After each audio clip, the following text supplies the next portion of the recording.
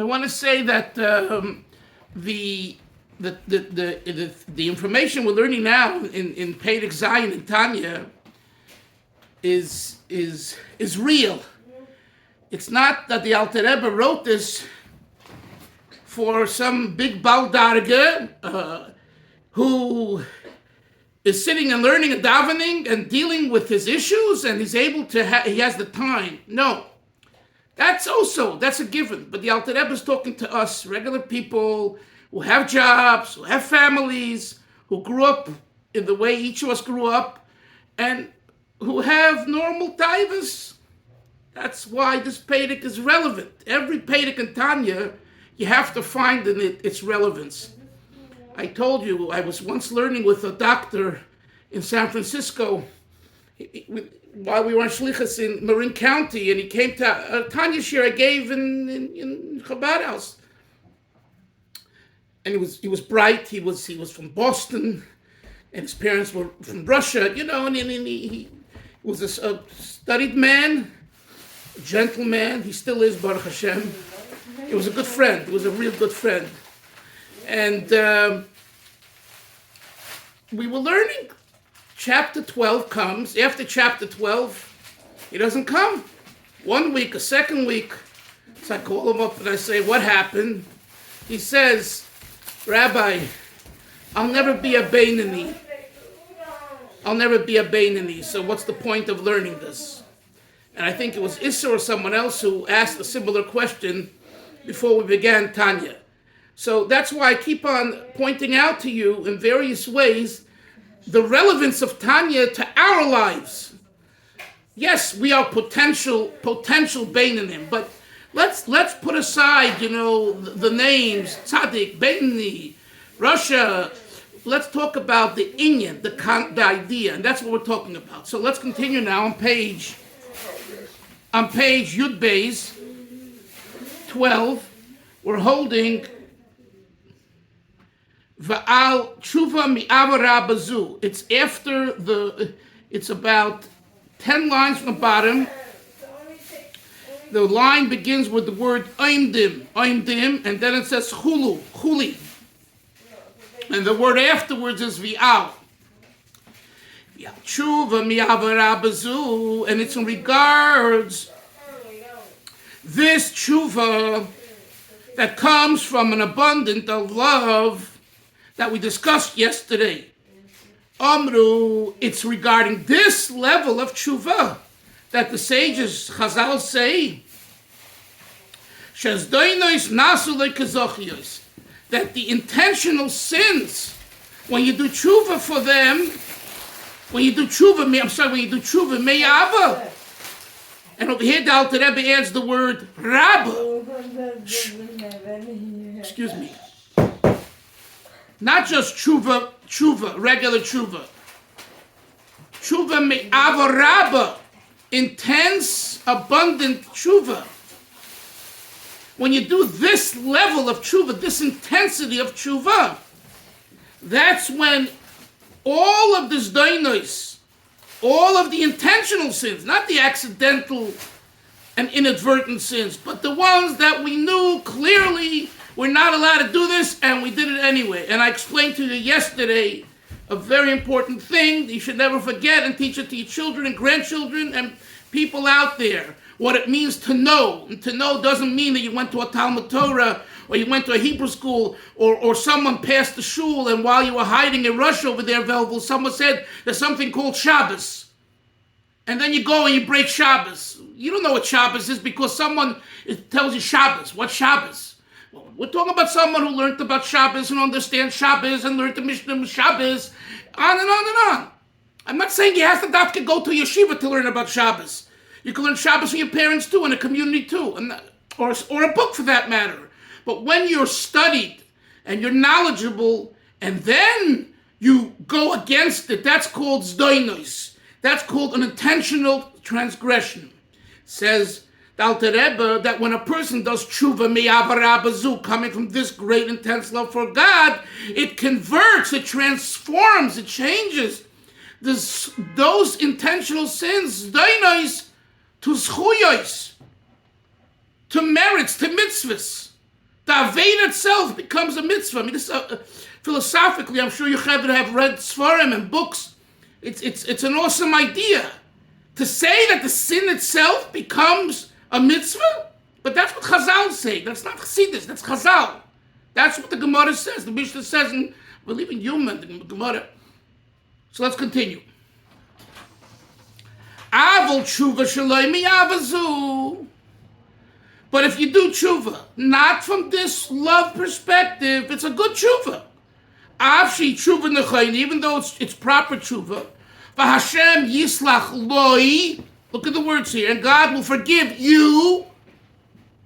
Mikol mokoim loi nasu loi kizochiyos. The actual act of intentional sin, that will not become meritorious. V'ein oilim me'aklipa, and those intentional sins will not ascend from the klipa in which it's in. Legamri at eis kate sheyuv la'mavos l'netzach, until Mashiach comes, when death will be when death will be eradicated for eternity.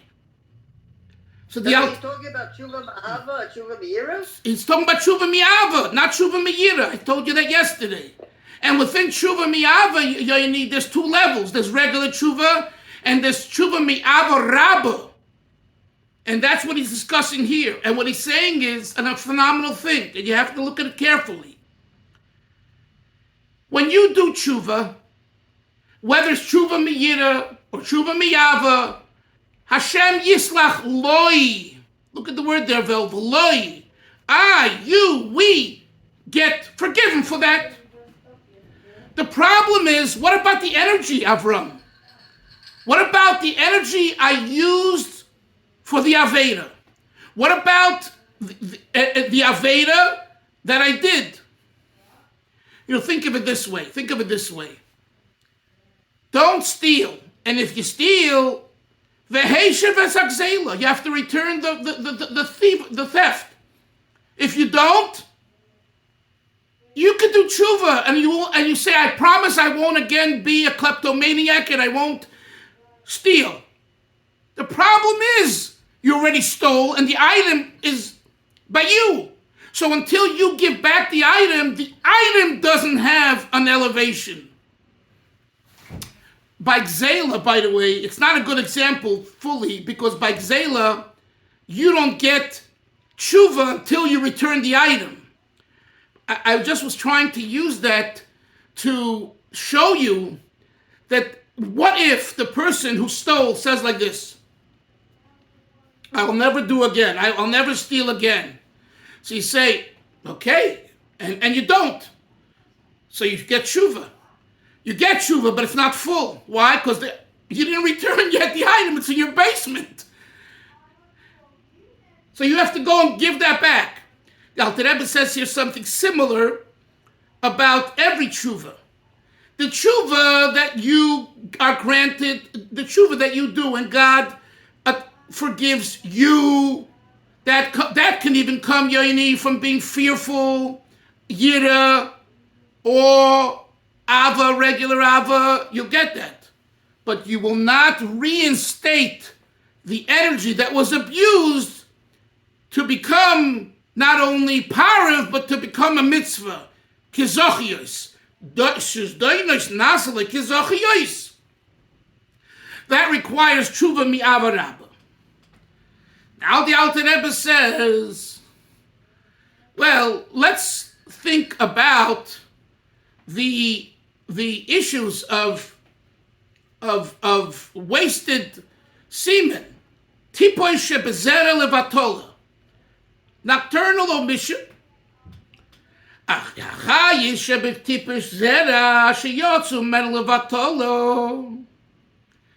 The energy that's wasted in the form of spilling seed for no reason at all. You're not engaged in a mitzvah now with your spouse when seed comes forth for reproduction purposes, spiritual or physical. But this is just a masturbation plot, masturbation joy. Although those tipos, those drops of semen, descended into the three realms of negativity, when you wasted them, there's a way of bringing even back that energy. And the Alter Rebbe uses the word, how? Through tshuva nechayna, through proper tshuva, uve kavana hatsuma, and proper intent, focus, kavana. When? B'kriya shema shel amita, k'noide me'arizal. The Arizal says that the side benefit of Krishma Shel Amita, of saying Shema at night with Kavana Atzuma, is to reinstate and to elevate particularly the Chaya Shebetipa Zera. They should have an Aliyah, and that should be rectified.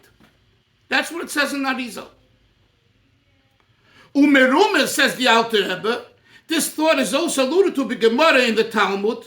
Quote, however, reads Krishma properly on his bed, it's like he holds a double-edged sword. To kill, to destroy the extraneous forces. Shenasu levush. We're going on to the next page, page 24, which has become a garment.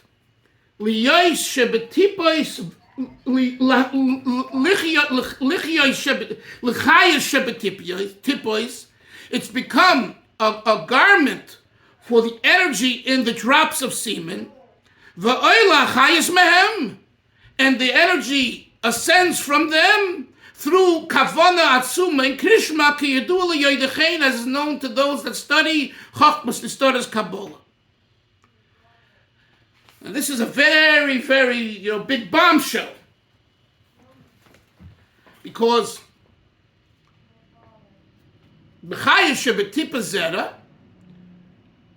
it was wasted. How can you bring back something that was wasted? It's wasted. Says the Alter Rebbe, there is a way. It's also, again, it's from the Arizal, but the way the Alter Rebbe articulates it here. There is a way. Saying Krishma Shel Amita B'Kavon Atzuma. That's the answer. You don't need now more interpretations. Before you go to sleep, you sit down. And even if it means doing it in shul, because when you got time to go to sleep, you just fall asleep on the couch or the table, or you're exhausted and zankt. So do it before. Take a few minutes. Have kavanah in the words that you're saying, and no, you don't have to go into details that this is a tshuva specifically for the zera levatola that one was involved with during their lifetime. That's all. To make of it an asik, that means to make of it a big deal, is not healthy and not good and not the avodah. Not in Chabad for sure. But to say that we shouldn't kind of even deal with it through this manner that the Arizal says, no. The Alter Rebbe says no. Now, again, he's not telling you to go and say Krishma and say, God, I want you to forgive me for the Tipazet Batola that I did on March 17th, 1975. That's not what we're saying here. Okay, let's not get... What he's saying here is that the overall issue of Krishma Shel Amita B'Kavana Atzuma, as it says in the Arizal, is a tshuva for that. Now the Alter Rebbe asks a rhetorical question and gives an answer. Why,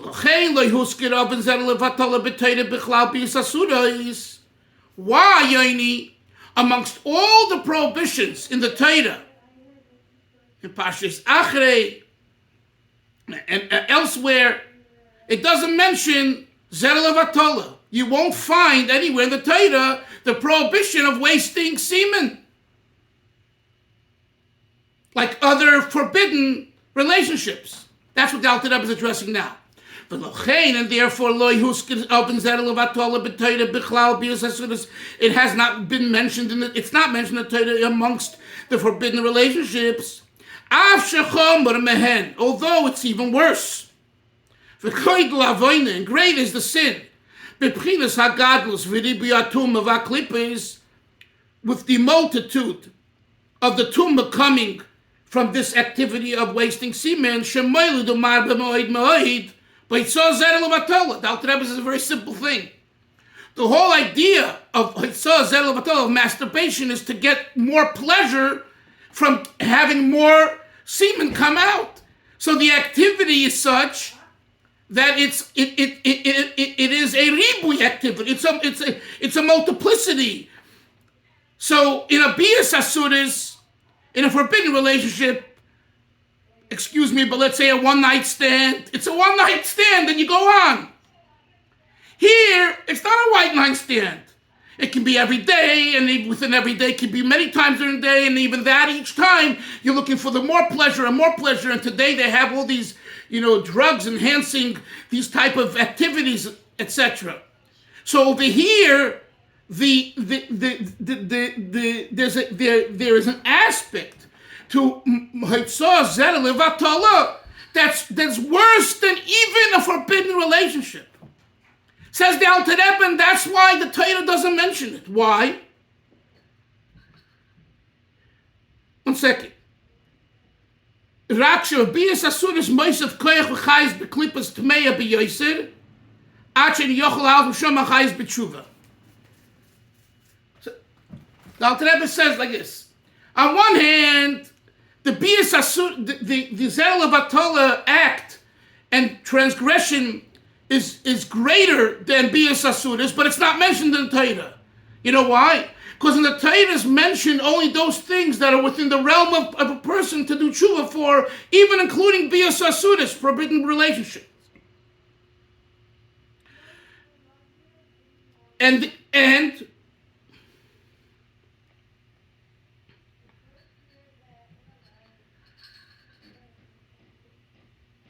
as we said earlier, what is the way of doing tshuva for bias asuris? Elin Kain, says, Yasa tshuva mi'aba rabba.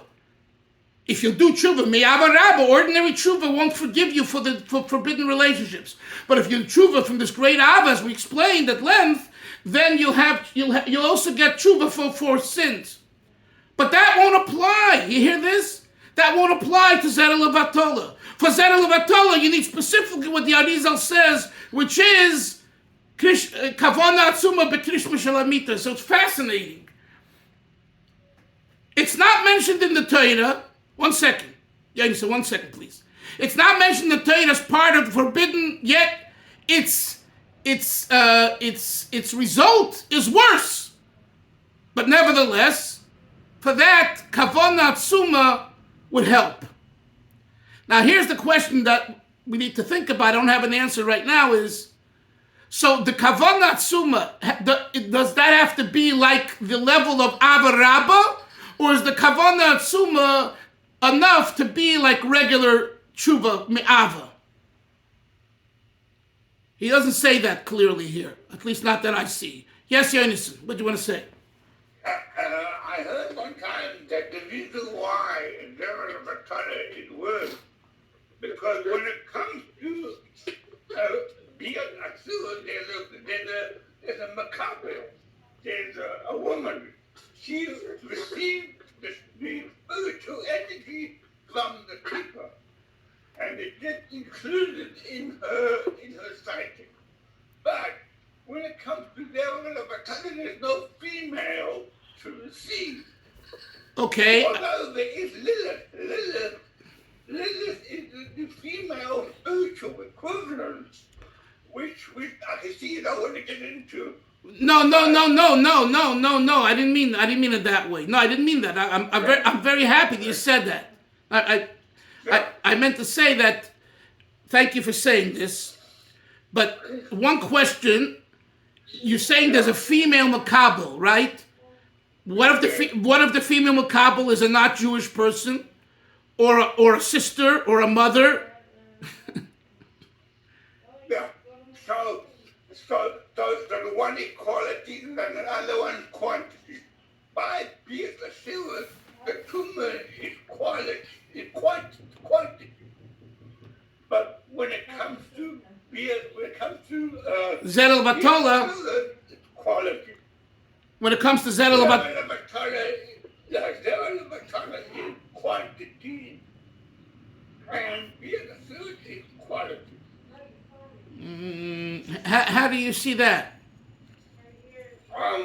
Number one, because there's no macabre by Zerel Vatara. So therefore, the Kuma, the spiritual energy goes out. It should go down.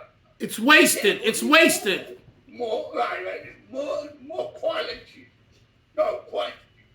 But when it comes to a woman, over there, it's quality, and that's why the double-edged sword. The double-edged sword means top and bottom. You're able to kill the physical and the spiritual at the same time. But what by Zerel Vatola you're able to kill the physical and the spiritual but at the same time? Yeah, because when the energy goes out, the spiritual energy, there's a female that gets that energy and creates a spiritual being. Mm-hmm. And when you come to Myra, they say you are my father. You say, I'm your father? I don't remember giving birth to you. Yes, you did, by the will of a So when we do Kishma, it's like a two-edged sword. We kill the energy that's going to the spiritual being, and we also kill the spiritual being. Okay, B'li Neder, over Shabbos, I'm going to look into this. I really appreciate what you said. I want to look into some of the commentators on Tanya to see how. But it's very very good what you said, and yeah, it's a fascinating topic that's relevant to the world, to people. It's not just some kind of hypothesis and the dreamland reality, situation. This is very real. Let me just finish.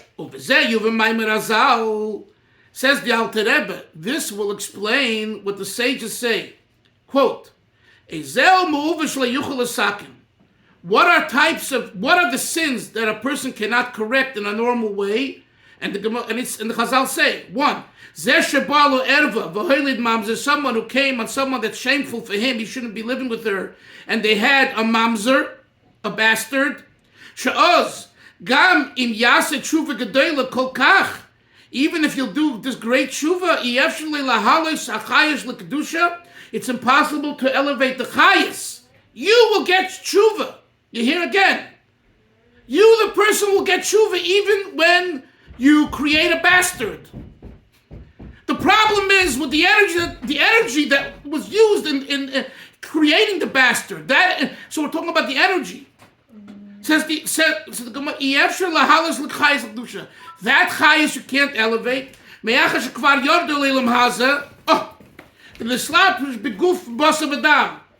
So here he seems to say just the opposite of what you're saying, Yonason. That's why I said I have to look this up. Here he says, since the energy was already taken in by a physical body, by a woman you weren't allowed to be with, and you created a Mammzar, the guf bas of Adam, what can you do? When the energy is released and the energy is not being captured, then there's a possibility through your tshuva you can reinstate that energy to Hashem. But when the energy has been captured in the guf bas of Adam, he says over here, you can't. What can you do already? It's created something. Yes, Yonis. Yeah, there is an engine that you could do Teshuva out of Harvard to such a degree that the Mammzar died. Yeah, well, that is right. I didn't want to say that, but you did. And it's something that is not pleasant. Not just, but reality. It's the reality. It's the reality. So what? So 1 second, Jonathan. So are you suggesting that if someone knows that they created a bastard, they should pray that he should die? Is that what you're saying? Oh, no, they should do Teshuva to such a degree. And then if the guy dies, what can you do? Yeah. Okay. Isser, in the Svarim Hakdoshim that you've learned over your life, does it talk about these things in such a detailed way?